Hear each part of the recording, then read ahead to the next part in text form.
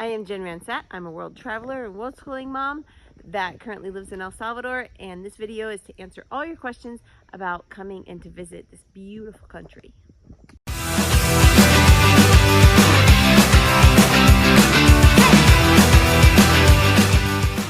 So the first thing is visa. Do you need one or not? First of all, you need to understand what exactly is a visa. A visa is when you have to ask permission of the country before you can go in, and sometimes, a lot of times, they'll have certain requirements that you have to show or fill out before they'll allow you in.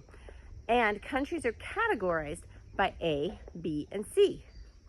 A countries like, say, the US, Canada, Australia, UK, those countries, any citizen from those countries can come to El Salvador, actually anywhere in Central America or Mexico, without needing a visa. Because normally to get a visa, you have to go to the embassy or the consulate of that country in your own country and apply and ask for the visa, and you have to get that visa first before you make plans of going to that country. And there's even some countries that don't allow tourism, that you have to apply for a research visa, like Socotra, for example. They don't like tourism, and they don't really do tourism, and so you have to apply for a research visa to even go in there. Okay, so first of all, you don't need a visa. There is no visa to come to El Salvador if you are from an A country. Second thing is, when you do come here, what's going to happen is, if you look in my airport video, I show you exactly where you will go up as a foreigner and you will pay a kind of like a tourism tax.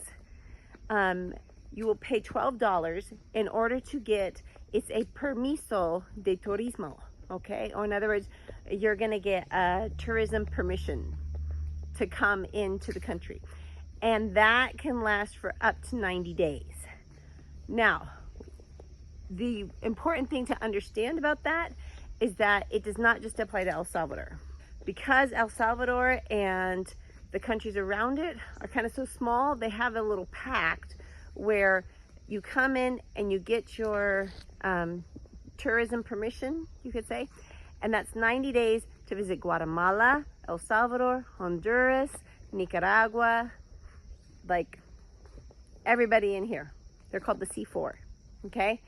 So after those 90 days, this is what you need to do. You need to either cross the border, go into Mexico, or go into another Costa Rica, another country that's not one of the C4s, or what you can do is you go down to immigration and you can apply, but you need to do this at least 5 days before. You can't do this the day of, like the day that your tourism permission is like done. Go into the immigration office and you fill out the paperwork and you ask them, you say, I would like an extension. Now, and what they will do is they'll actually take your passport and they will give you a card that you will use while you are here or during your extension period. And then at the end of the extension period, you will go back and you'll pick up your passport so you can leave. If you don't do that, then what will happen is you will get fined. That's pretty much what it comes down to.